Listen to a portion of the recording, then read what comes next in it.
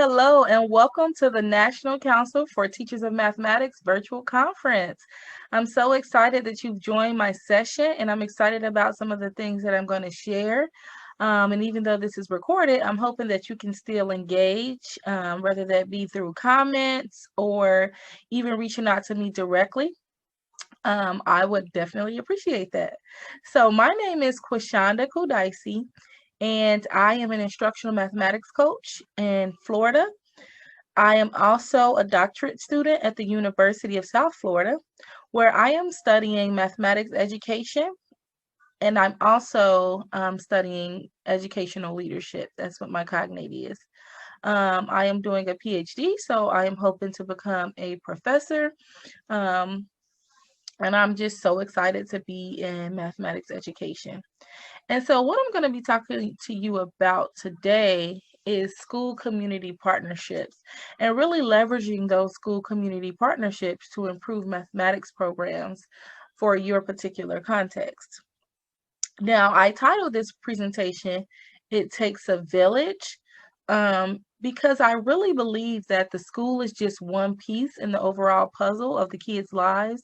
But we also have community centers, we have nonprofit organizations, we have so many things that really make up the overall picture for students, teachers, families, and the community at large. And so I really am encouraging us today to kind of leverage those school community partnerships with the hope of positive impact for your students. And we don't have to just hope for it, but there's actually research that kind of discusses the impact of school community partnerships. And I'm going to be talking a little bit about that today. So I can stay on track, I'm going to go ahead and share my slides with you all, and we will go ahead and get started.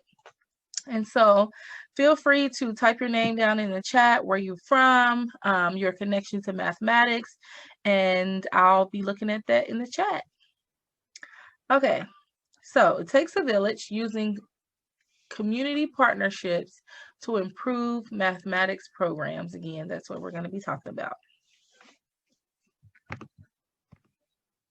So the significance of mathematics education. Mathematics is a tool that can be used to make sense of, explore, and investigate our world, right? So as the popular website is titled, Math is Fun, and it has always been fun for me. It's the gatekeeper to many careers such as law, medicine, teaching, technology, business, and so many more. And so in my state, in the state of Florida, we are required for students to have 4 years of mathematics, and the algebra assessment is actually a graduation requirement. And then just passing the class geometry is a graduation requirement.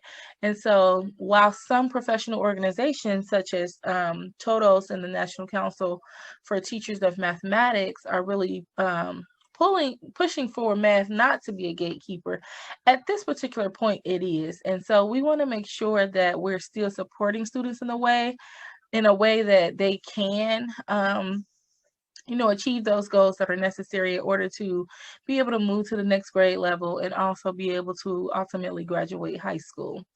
Now, for me personally, I've always loved mathematics from a very young age. I love the practicality of it, and I had wonderful math teachers throughout the course of my K-12 education experience, and even into my master's and my doctorate degree. Like, I've had a wonderful experience with mathematics, but I know that that's not necessarily always the case for everyone. And so really leveraging these school community practices can help to develop a love and a joy for mathematics in the lives of students. Now, I really didn't really fall in love with mathematics until I got to high school. I developed this love for mathematics through a community partnership that my school had with the local engineering company. This partnership was one of the main factors that led to me graduating high school, right? And not only graduating high school, but going into a STEM field, and ultimately doing my PhD in mathematics. And so, as such, I know firsthand the importance of school community partnerships. Additionally, several researchers have studied the impact of school community partnerships on schools.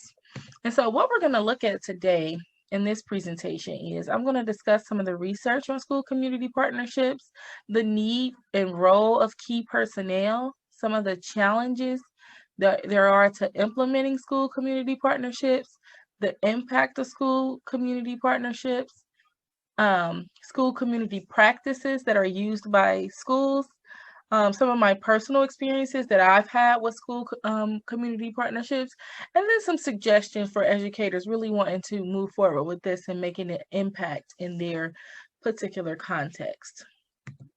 And so why do we need to bring the public back into education?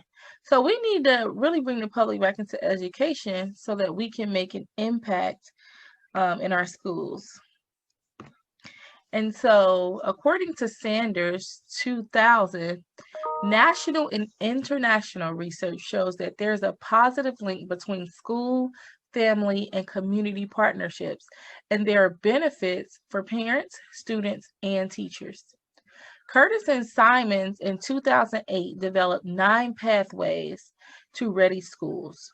The researchers wanted to create ready schools to encourage communities to play a more significant role in getting kids ready for school. But they also wanted to play a role in getting schools ready for kids. And so one of their 9 pathways, if you want more information on the other ones, I'll drop that article in the chat. But one of the 9 pathways that they suggested was that schools form partnerships with the community. And so that's the focus of what I'm going to talk about today. Now, in order for schools really to implement effective partnerships, there are key personnel that need to be involved, right? And several studies actually indicate that key personnel are needed to have effective school community partnerships. Sanders 2000 suggests that schools have what he calls action teams, or she, I'm not sure which one, but what they call action teams that include administrators, teachers, parents, and others in the school. And so Epstein and colleagues actually conducted a study to really understand the nature of these different roles. And they really focused on the impact of district and school leadership and their actions on the quality of family and community involvement. Their analysis showed that the principal in the district actually played a significant role and had a significant effect on the school's basic and advanced program implementation to get both families and the community involved in education. But what they said was this: even more than school measures, district leaders' direct facilitation contributes to the quality of the school programs. So they recommend that schools, for schools to be able to have a sustained district leadership, to be able to take more basic and advanced steps to establish and improve their school community partnerships. And so with district support being such an essential component, these researchers actually suggested that there be designated district personnel that are committed to school community partnerships. And also, they suggest that there be district leaders whose skills are developed, whose skills are invested in to be able to facilitate these partnerships, and that principal support for partnerships is strengthened, and then lastly, that distributed leadership takes place. And so these supports can really contribute to the success of school community partnerships. This implies that educational leaders should offer consistent support and that stakeholders should invest in their development. And so, of course, with anything worth doing, there's going to be some challenges. And in the literature, I found that there were some challenges that were unique to teachers, and then there were some challenges that were unique to schools.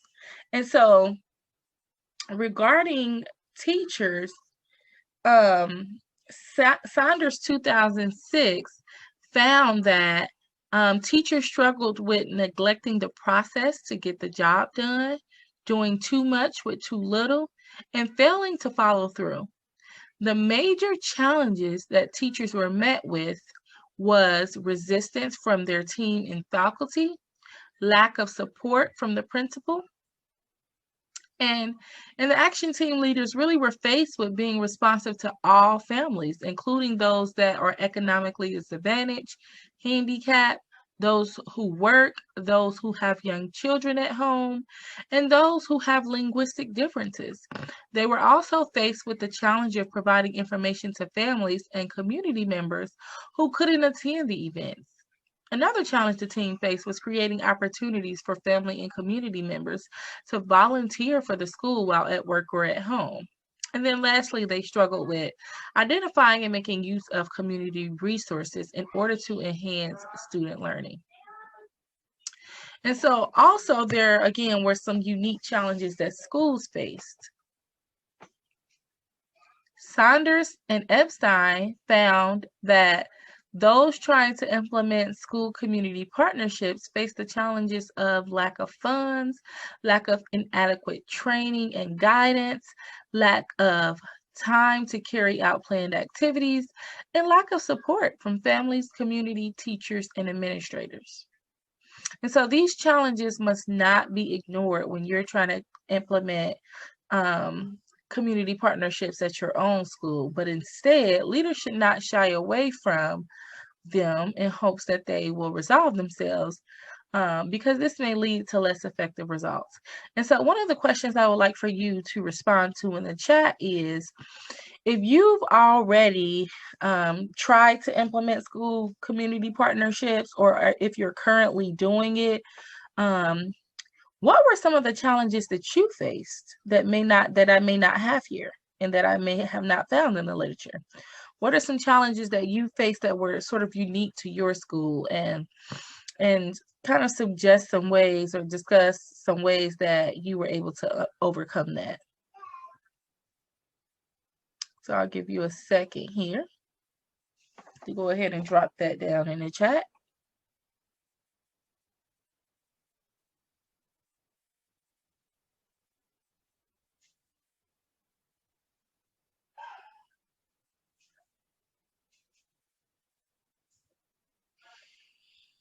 Okay.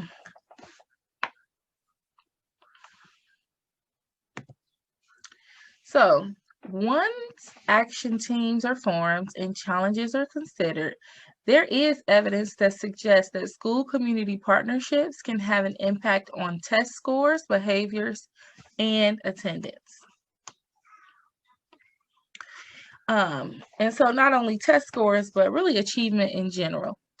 Sheldon and Epstein in 2005 examined the relationship between the implementation of specific family and community mathematics involvement activities and changes over time in school reports of student performance on mathematics achievement tests.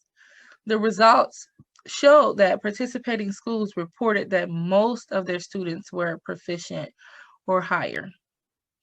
Regarding behavior, results from several studies indicate that community and school involvement may lead to improved student behavior.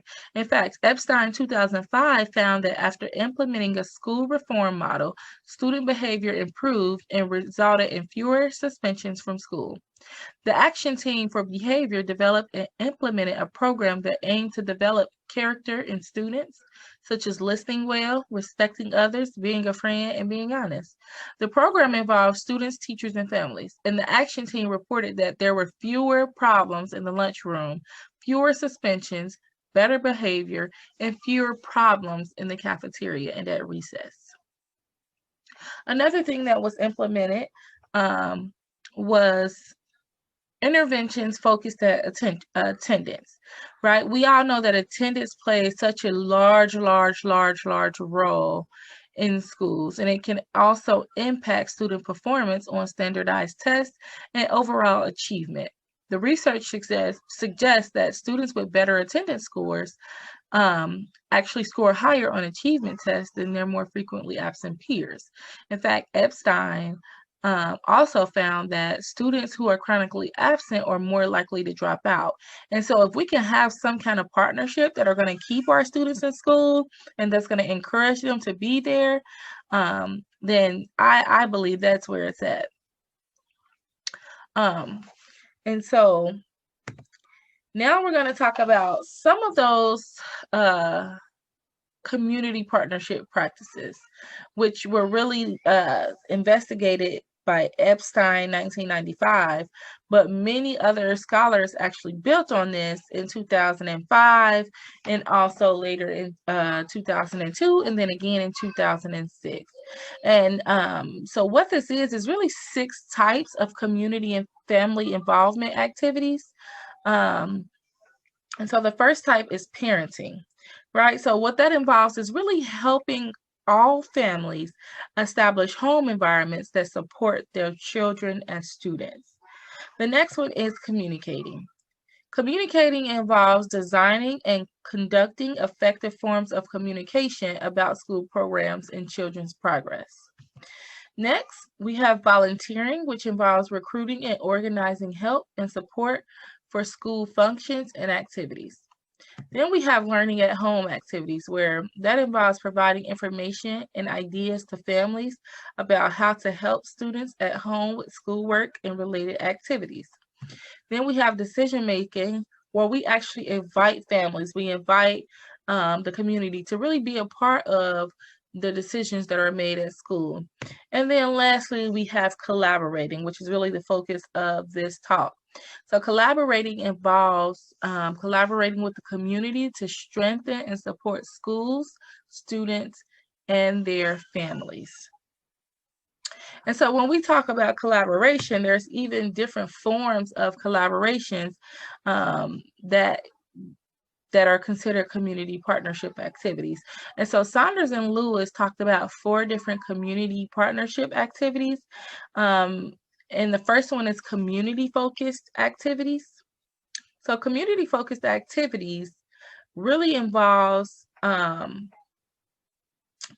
just activities in the community. So we see here, this looks like some kind of cleanup where students are helping to clean up the community.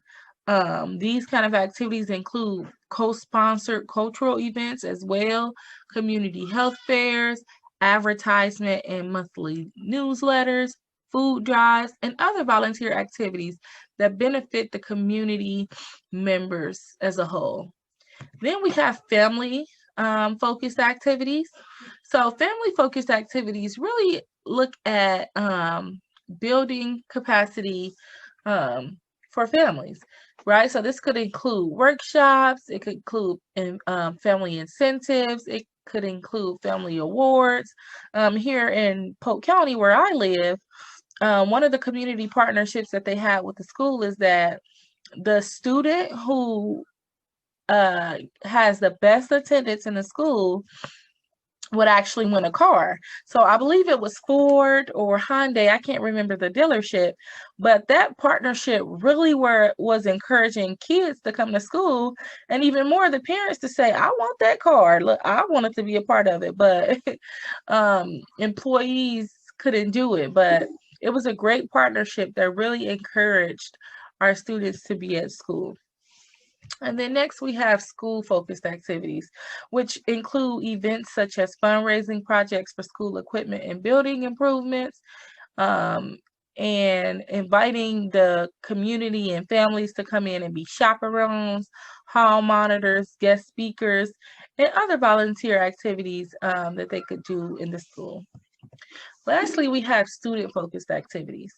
And student-focused activities really focus on scholarships, awards for service, tutoring and mentoring, mock interviews, and job shadowing. Other student-focused activities includes, the regular extracurricular activities where we see that teachers often have some kind of relationship with coaches and club sponsors, and club sponsors to kind of make sure that their student is staying on track. So I'm going to propose a a different type of activity. And I'm going to propose curriculum focused activities.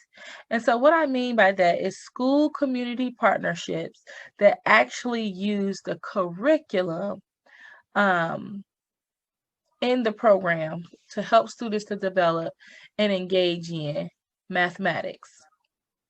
And so these are really activities that allow for integration of math content with the community.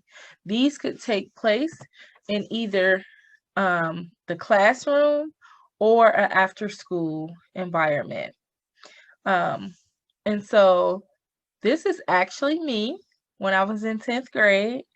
And I'm actually in a after school program in which we had a community partnership with the local engineer. So I'm going to give you an example of that after school activity, and then I'm going to show you an in-class example where curriculum is being integrated. So let's look at the after school example. But before we go there, I want you to drop in the chat which one of these do you think will be more feasible in your context? In your context, do you think it would be more feasible to have community partnerships that focus on math content in the classroom? Or in your context, is it more feasible to focus on school community partnerships that happen after school? So take a second to just drop that in the chat, and I'll be monitoring that. All right, so let's talk about this this program that I was a part of in high school.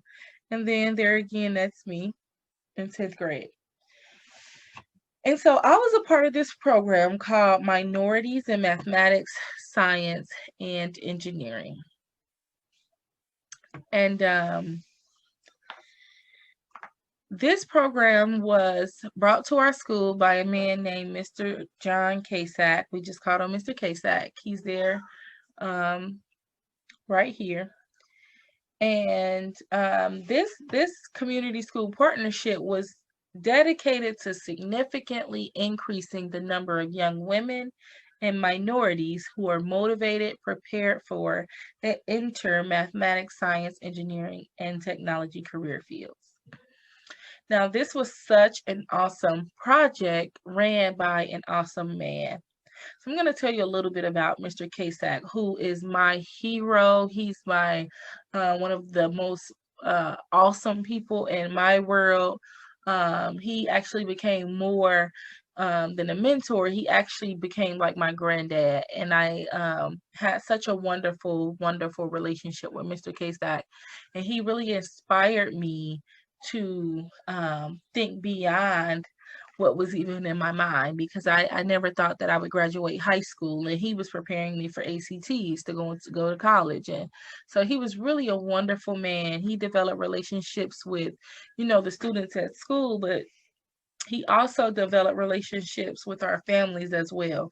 And so he knew the teachers, and he also knew our families. So he was really that link that sort of latched onto us and our families, all for the purpose of encouraging us to be successful in mathematics, but also to be successful in life. And so Mr. Casack was a retired engineer from General Electric, which was a local engineering company in Cincinnati, Ohio, where I'm from. Mr. Paul here also was such an amazing man. He was also in the engineering field, and so he would come to volunteer quite frequently to help us to engage in the different activities that we were doing. And both of them were such wonderful men. And so we always engaged in some kind of activity that focused on engineering. And then we would really look at the mathematics and the science that supported that engineering. And so in this picture, you see us constructing towers, and we were pretty much given these materials. And before we started building anything, there was some kind of discussion to say, okay, we've given you these materials. We want you to only use these materials, and we want you to construct this. And we want you to consider how this relates to mathematics, how this relates to science. And what needs to be done in order for the structure to stand tall.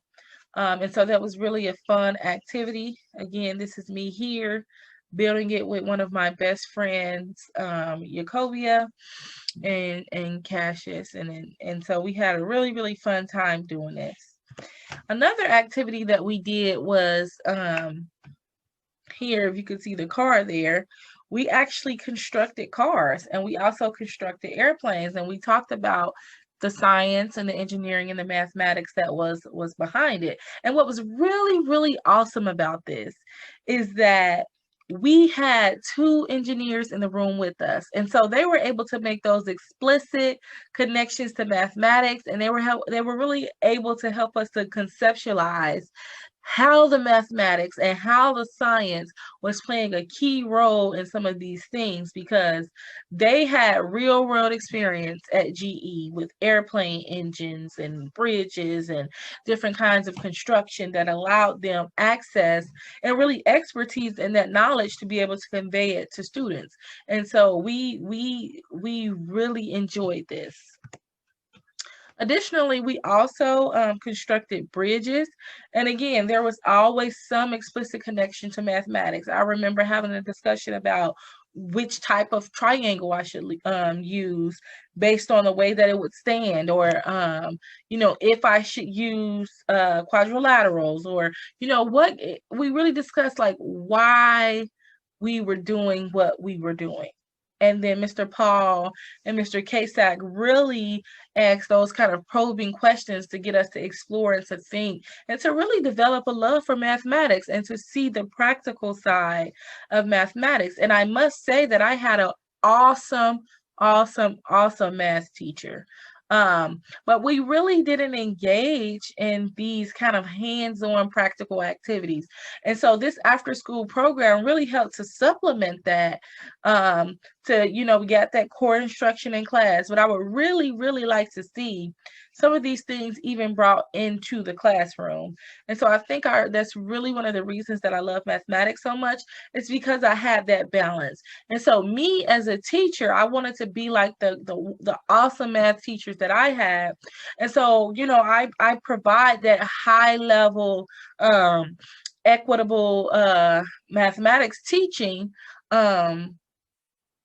And as a part of that, right, I see as a mathematics educator that a part of that, we provide experiences for students to actually engage with the mathematics with their hands, right? So we use manipulatives, we use these kind of things in the classroom or after school for students to be able to explore mathematical concepts tangibly and not just conceptually or procedurally.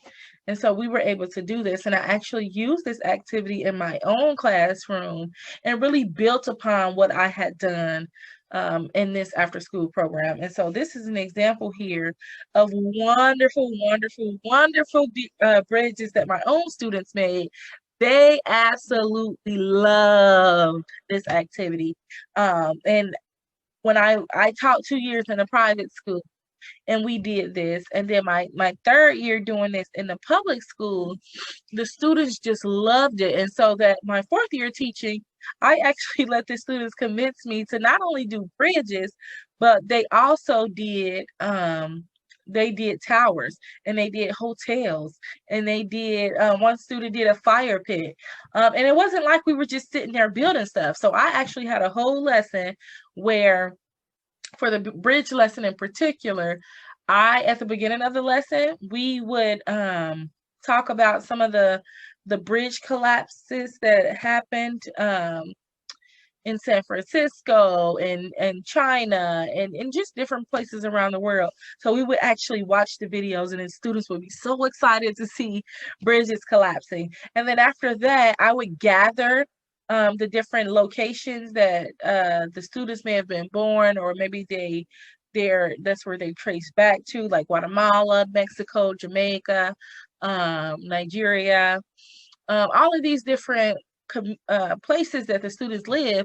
And I actually went and got pictures of the bridges in all of those different countries. And so I had this huge slideshow where I would kind of show the students where the bridges were, and they loved it. They loved seeing their home country.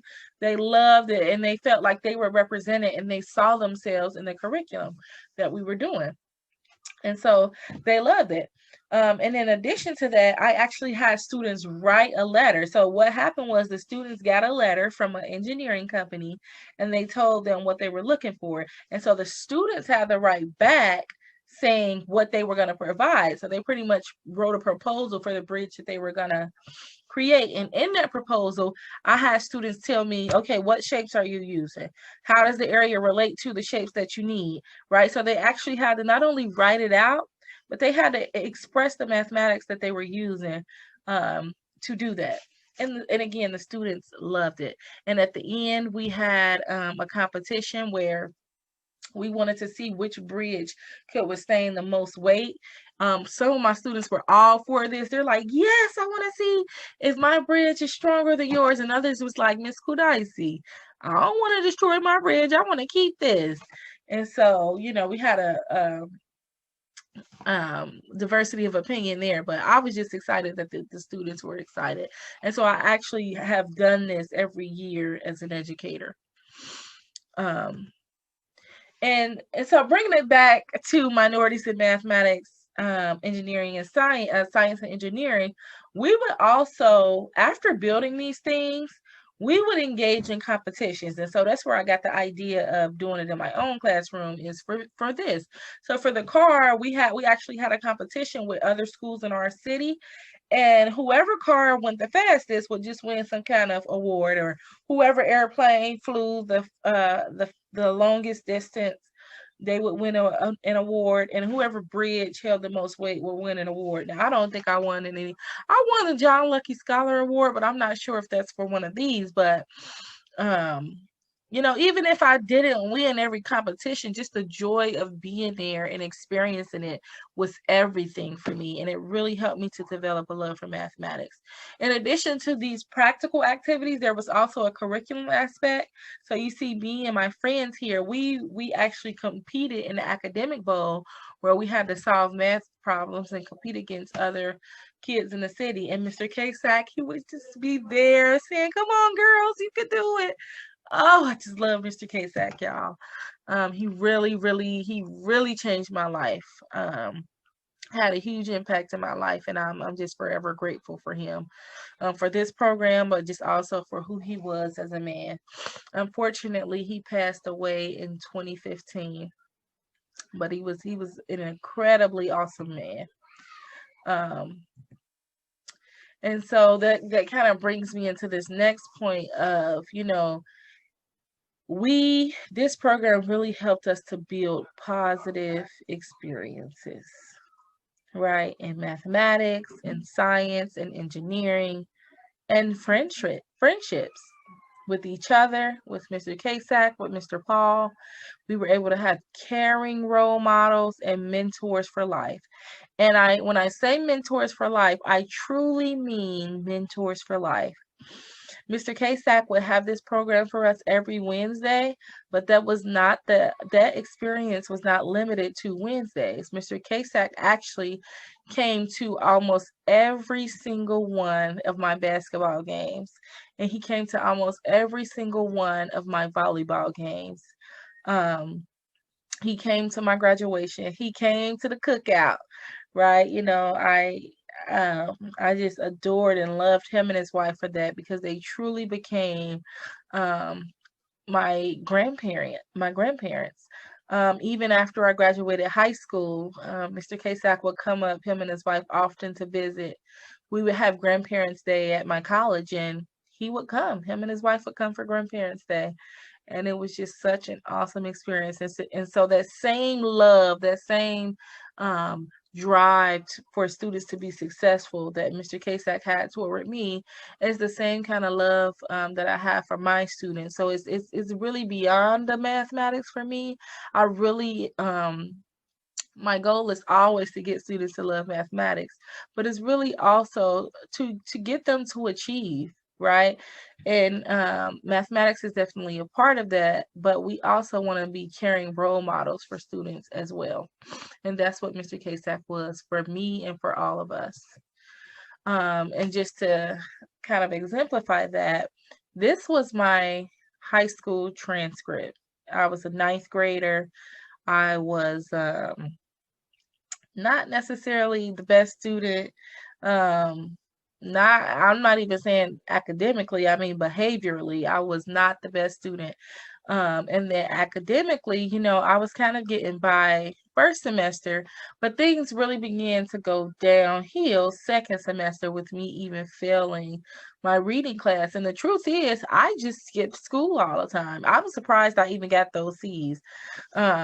I don't think those teachers would just try to pass me. Definitely not my math teacher. I was always good at math, but um the I was just always skipping school. I didn't like school. I didn't want to be there. But something changed when I got into 10th grade. So this is me in my 10th grade year, and I became a part of the GE Scholars Program. And the GE Scholars Program is sort of an extension of the Minorities in Mathematics, Science, and Engineering. The Minorities in Math, Science, and Engineering was more of a hands-on project, whereas GE Scholars was a partnership that said if you graduate in the top 10 of your class, you will receive a laptop. And so I was in this program, and my sister here, that's my sister, was also in the program. And so we both ended up in science related or math related fields. And so my sister went into the nursing line and I went into the mathematics line. But I also joined the Minorities in Math and Science program during my 10th grade year as well. And it made a significant impact on my life. And so where I was going downhill in my grades, I actually began to go uphill. And instead of graduating with 4 years of mathematics and science, I ended up graduating with 5 years of math and science. And I just ended up loving school. I loved going, I loved being there, and it was just something really that changed. And I really attribute that to the relationship that was developed between me and my classmates and with us and Mr. Kasak, and that whole program really made a difference. And so I ended up graduating high school, went on to get my bachelor's degree, went on to get my master's degree, and went on to study mathematics education for my PhD. And I am beyond blessed to be able to be in this position because I didn't even think I would graduate high school. And the reason is because a lot of people around me wasn't necessarily graduating high school. Now my parents, they stress the importance of education. But I just never believed that I could do it because a lot of people around me wasn't doing it. And so this is really one of the things that really developed in me a love for school. And so I hope that you can also encourage your students to have the same love for school and the same love for mathematics, or even just a similar one. And so, again, I encourage collaborative partnerships both in the classroom and after school. And so now I'm going to share an example of partnership in which the school actually had the community partner come into the classroom. You would be surprised at the amazing things that fifth graders can learn that you would never think was possible. They will meet expectations beyond your wildest dreams. So what do you think? Questions? Lots of them, right? So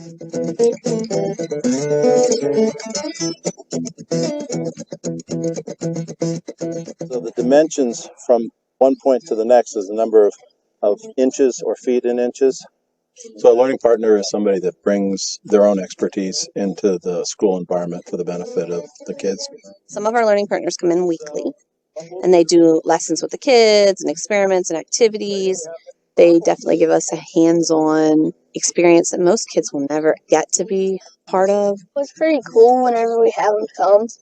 he teaches us about like science and stuff, and he always teaches us something we never have thought about. Well, what else isn't going to be going on at 1 a.m. for making a shadow? The sun. Ah, I think after a while, we kind of all realized that we just really can't be experts at everything. And in order to give the kids what's best, this is the way we can do it. And flip to the paper that says sundial.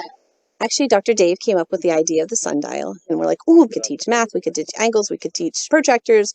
And so, of course, it became a project. So Miss Macaulay taught a lesson on angles. Then Dave taught a lesson on light refraction. And then I taught a lesson on earth rotation. Well, first we started learning about seasons and the position of the sun. And like in spring, we learned about how the days are longer because the tilt of the earth. because when you're standing here, your shadow is the shortest. Summertime shadow is going to be short. So now we're to the stage where they're going to take all those pieces and put them together. And we decided this was going to be the center of our sundial. We found which way was north. We found which way was east and west. So this is how we're going to make our ellipse. And now what we're going to do is put the markers for the hours. What's the distance to 8? 4 inches and 3 7/8. So based on the lesson today, let's try to figure out kind of our plan where we're going to go from here. Do you think that maybe after we're done designing the sundial, that we would be able to go out and use a protractor to find the different angles between the months? I think what we would do that might be real effective is I have that pivot stick, right? Learning partners help the kids and go much deeper in that content than we would ever be able to go. But as a learning partner, I can share personal experiences with them. It exposes them to a different delivery of the curriculum content, really. We're still covering the life cycle of a plant. We're just covering it in a different way. Get it? Okay. The change in my kids from very basic understanding of what soil is to being able to tell me what nutrients they think they're missing. None of that would have happened without Sarah. She was able to bring us that information, help us deliver it, and help us build these little scientists. We learned about which light on plants is the best with our learning partner, Miss Sarah. And so far, it's been the clear and the yellow being the best because more light's getting in, so that's why they're growing better. Sometimes it becomes sort of a co-teaching because we have to remember that these learning partners aren't necessarily educators. So they have all this content knowledge, but how do you bring that down to an 8 and 9-year-old level? And that's where our expertise is. We know kids. So if we continue to put 20 in and we kind of get these results, what would be a better thing to do? Maybe 10, do 10, 20. It's called increments, where you could do 10 and check it out. It's like a partnership. And so I might not know how to teach them in a way that's appropriate for their grade level, how to calculate an average, but she does. 135. Learning partners can be developed in 2 different ways. So one way might be because the kids are expressing an interest in the birds that they're seeing in the schoolyard, and the teacher doesn't know anything about them. That's when you turn to the bird club. It can also happen where they show up and they say, oh, I hear you have gardens. Would you like help with that? It sounds a little selfish, but it's a whole lot of fun for me. The kids make it fun, the school makes it easy. This is like the highlight of my week when I get to come here because I get to just totally geek out and do really cool science things with kids, and they're really excited about it. They see her as really fantastic. They see her as incredibly smart, that she is a girl, she is a scientist, and she's doing all these things that they are liking to do at school that they think is just fun. They see her doing that as a profession. They inspire us to do different things in life. Yeah, it's pretty cool. Act like a scientist and being treated like. Learning partners enhance the students' learning by millions. Double's not enough, millions.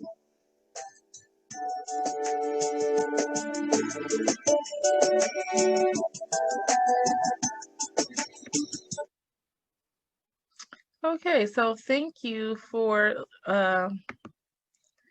being patient with that. So my question is, after you just saw that example of the community partnership in the classroom, just drop some things in the chat of some of the things that stood out to you, some of the things that you thought were cool, or maybe something you would like to try to implement in your own context.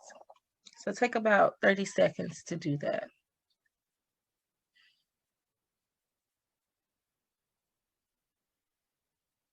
And then as you're doing that, I'm going to kind of talk about community partnerships in the time of COVID. So we realized that we're really wanting to limit the amount of people that come in and out of classrooms. And so I think that even though there is a challenge there, it may be an opportunity as well, because now a lot of us have gone to complete e-learning. Some of us are doing some form of blended learning. And what I mean by that is you're teaching online and in the classroom. And some teachers are actually just in the classroom. But because we are becoming familiar with these tools called Zoom and Microsoft Teams and Google Meet and Google Hangouts and Messenger Teams, it's more easy than ever to actually bring people into the classroom via the internet. And so that's something that you can take advantage of if you're interested in pursuing that. Another example that I have here is just some examples that Saunders suggests as possible community partnerships for schools, including all of these things here. Some things that stand out to me immediately is universities, sports teams, city council members, police departments, fire departments, zoos. Police departments is a really good one that I thought of, because especially with everything that's going on, the tension between, just the police and the community right now. And I thought of, what if police officers actually came into classrooms and did lessons with kids?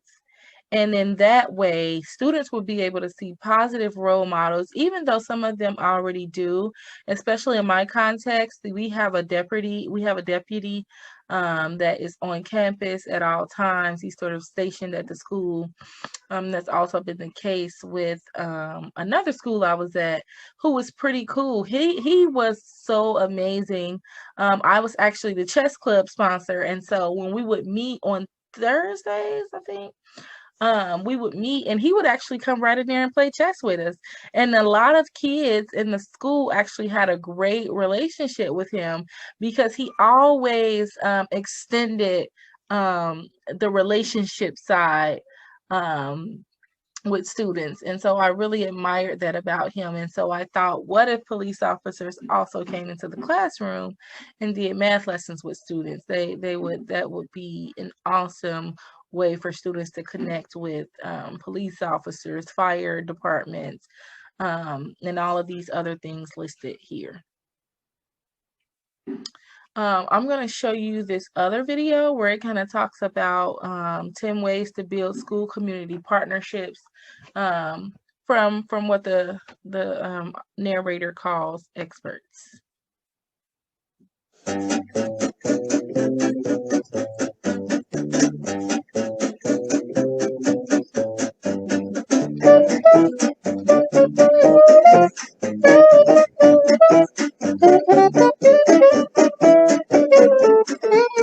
One of the things that is unique to this after-school space is that there is room and time and leeway to really let young people take the lead and design campaigns, design their projects. And that is something that I think is replicable across cities, and that also is a way for young people to have a voice and to affect change in their schools and their communities.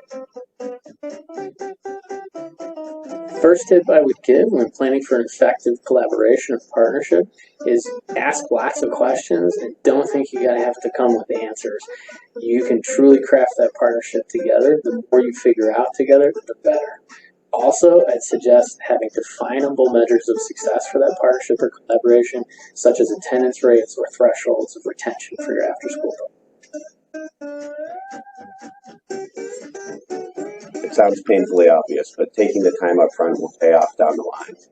In fact, the vision is what necessitates the partnership itself. It allows stakeholders to identify where they can play to their strengths and put their resources to the highest and best use.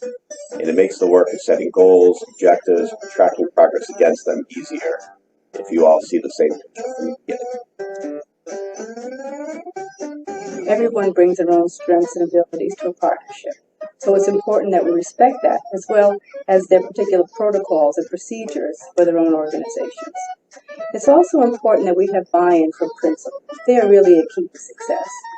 We don't want to duplicate efforts. We really want to complement each other in terms of our activities and even our training. The school and the community after school program share the same students, and by having joint professional development, it builds a stronger sense of awareness, recognition of the contribution of school staff and of school program staff.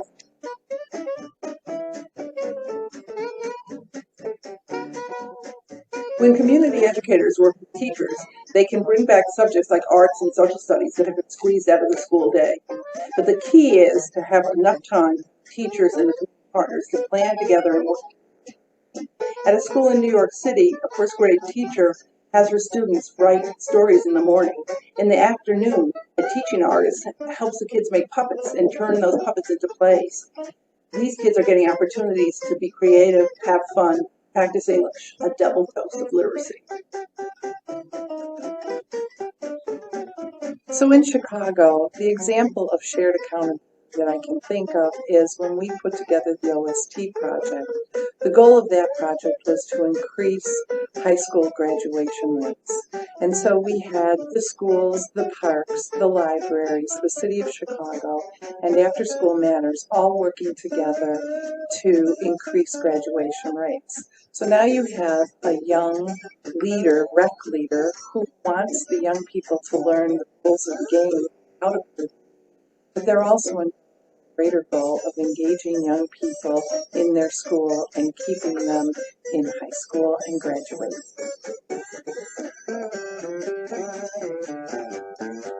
To really change young people's lives and make a difference, collective leadership is essential. Can't transform our learning world and learning environment for young people without mayors, superintendents, city council members, but also nonprofit leaders, philanthropic leaders, and business leaders, all being committed to common goals to be attained for young people. So the right kind of leadership, working together collectively, is essential. Not often enough do school districts and CBOs look for intermediary partners to support them in their grant making process and their grant search. And so one of the things the partnership has been most effective at doing is really closely working with school districts to do the grant making process, write the grant, and then secure the funding. Because the most important thing to us is that the young people in the communities that need access the resources that they deserve and they're eligible for. Hi, I'm Jessica Donner, Director of the Collaborative for Building After-School Systems with your 10th tip. Visit the Expanded Learning and After School Project and CBAS websites to find many more great tips and tools to build strong partnerships. The organizations you've just heard from are experts in many areas, from budgeting to training to getting kids excited about learning. Whatever your interest is, these are great places to get started.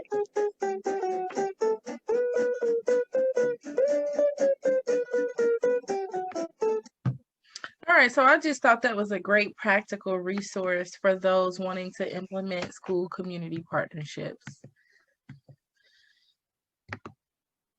And so looking forward, as I said before, I am the co-founder and executive director for Narrow Path Outreach Incorporated, where we have several programs that really invest in the development of children, youth, and young adults toward educational achievement through our after school program and through our mentorship program. So if you have any questions about that, feel free to reach out to me. And then regarding my local position as an instructional mathematics coach, I really plan to seek out opportunities for partnerships with my school and local businesses and organizations, and then consider what you what kind of school community partnerships you would be willing to develop in your own context. All right, and there are some references there. Feel free to drop your, feel free to go to my website, matheducationmatters.com. If you would like a copy of this PowerPoint, or if you would like to reach out to me, you can follow me on Twitter, on Facebook, on Instagram. You can be a part of the Facebook group Math Education Matters, where it's just a bunch of educators supporting one another. And again, I really appreciate you coming to this talk. And I hope to connect with you in some way, whether that be in the comments or in other sessions. So you all have a great rest of the conference, and thank you so much, and have a wonderful day. Bye.